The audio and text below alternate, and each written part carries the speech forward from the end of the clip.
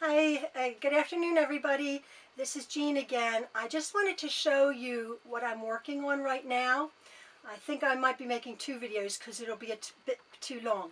I've just, for demonstration's sake, I've just quilted this panel that I bought. Very easy, no piecing, just a very pretty panel. I believe I got this at Hobby Lobby. I've just free motion quilted it.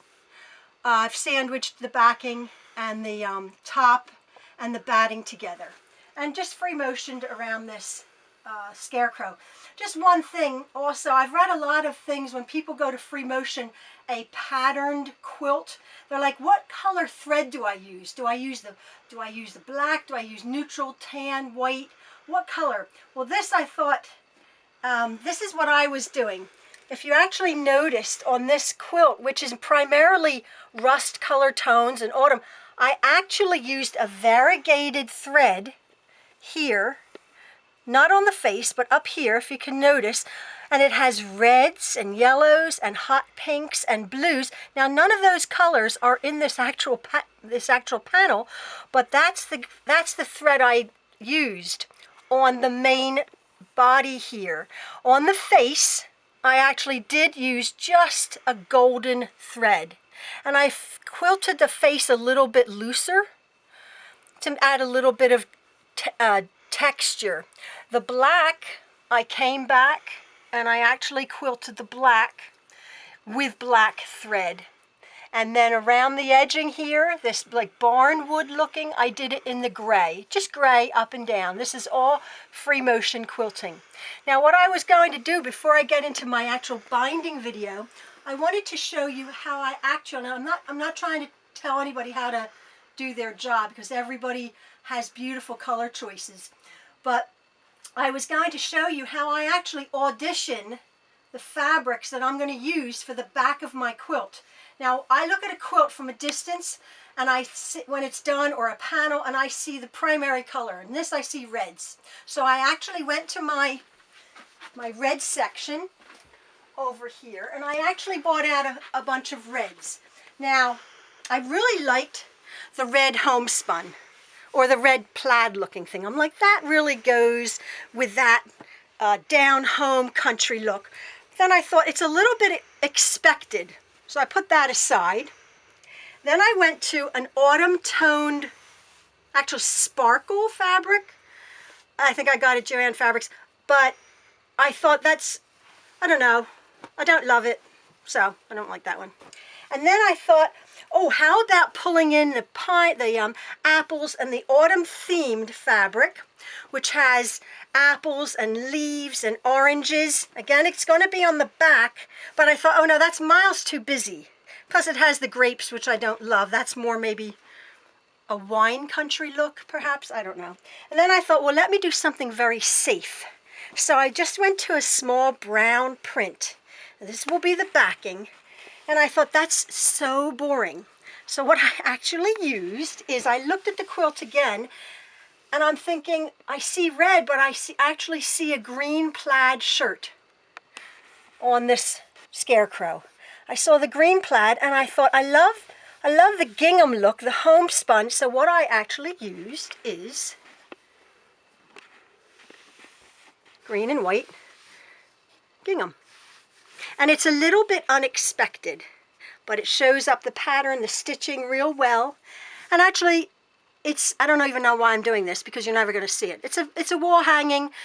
Some people would probably just even use on a wall hanging a muslin, which is cheap and you don't see it. But on all of my quilts, I prefer using fabric instead of muslin. You spend hours and hours and hours on a quilt. Muslin is cheap. Fabric is expensive, but that's why they have clearance fabrics to get the yardage, and that's what I do. So that's the backing of my wall hanging that you're probably never going to see. Now then I thought, well, now I have to do the actual binding. And again, sometimes, excuse me, I have a problem with choosing binding. And the expected binding for this quilt, I would think people would go, well, I'm going to bind it in black. So you audition your binding. this is what I do. I turn it around, and yeah, it has the black border. So I thought that, to me, it's safe. It's very safe. So out goes the black. Then I thought, well, I see bright yellow, so maybe I'll bind it in bright yellow. Again, 1/4 inch makes such a big difference, really. You have to really think about your binding. Turn it over, and I'm like, I think the yellow looks a little bit cheesy. Looks, I don't know, that dumbs it down a bit. I don't love that, so we get rid of that.